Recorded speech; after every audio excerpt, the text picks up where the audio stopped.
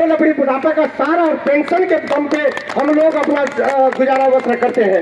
तो माननीय ओवैसी साहब, मेरा एक ही अनुरोध माननीय मुख्यमंत्री जी से है कि आप पहली मिसाल भारतीय जनता पार्टी और इस भारत में छोड़े कि भारतीय जनता पार्टी के सरकार में पहला राज्य उत्तराखंड होगा जिन्होंने कर्मचारी का दर्द समझा है।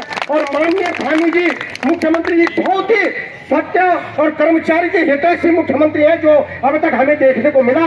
हमें पूरी उम्मीद है कि आप एक मिसाल इस भारत सरकार में छोड़ोगे कि पहला राज्य उत्तराखंड राज्य है और ये पहाड़ी राज्य है। इस पहाड़ी राज्य में बहुत कुछ कर्मचारियों के ऊपर निर्भर होता है और बहुत कुछ नहीं, सारा कुछ कर्मचारियों के वोटों से लेके और संसाधनों से लेके कर्मचारियों पर निर्भर ये उत्तराखंड राज्य है। तो मेरा आपसे विनम्र अनुरोध है कि माननीय मुख्यमंत्री जी तक हमारा एक ज्ञापन सौंपे और हम वार्ता के हमें समय दिलाएं अति शीघ्र, ताकि हम भी अपनी वार्ता को रख सके और इस बात को हम बताएं कि उत्तराखंड में हमारे कितने कर्मचारी, कितना गवर्नमेंट को फायदा होगा, कितने कर्मचारी को फायदा होगा, नुकसान किसी को नहीं होगा। मैं ये स्पष्ट कह रहा हूँ मान्यवर, अगर ये प्रस्ताव लगा जाए और ये सही चलाए तो ये उत्तराखंड में कहीं पर भी नुकसान होने वाला नहीं है, कहीं पर भी सरकार का नुकसान नहीं होगा। क्योंकि जीपीएफ कर्मचारी का जीपीएफ होता है, वो सरकार जब तक यूज कर सकती है, कर्मचारी तब निकालते उसको जो उसको जरूरत पड़ती है, और नहीं तो वो तो है। और एनपीएस का पैसा कहीं पता नहीं चल रहा है, जो सरकार 14% दे रही है फिर भी पता नहीं है कहाँ है,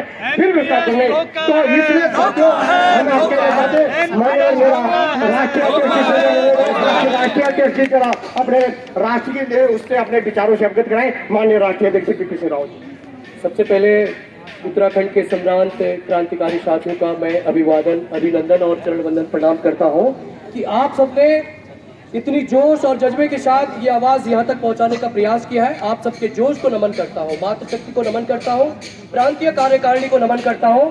आप सभी ने पुरानी पेंशन को लेकर सुदूरवर्ती पहाड़ से आप यहाँ पहुंचे हैं और मुझे उम्मीद है कि माननीय धामी जी इस मुकालते में न रहे कि सरकार अभी 3 राज्य हम जीत गए हैं। देखो, सरकारें आती रहती हैं, जाती रहती हैं, इससे हमारा कोई इतना बड़ा विषय नहीं है। हम सिर्फ पुरानी पेंशन मांग रहे हैं, कोई आसमान के चांद तारे नहीं मांग रहे हैं। और जो हमारे पुलिसकर्मी हैं, हम उनके लिए भी पेंशन मांग रहे हैं, जो अभी हमें मतलब रोकने का प्रयास कर रहे थे, वो भी अपनी ड्यूटी निभा रहे थे।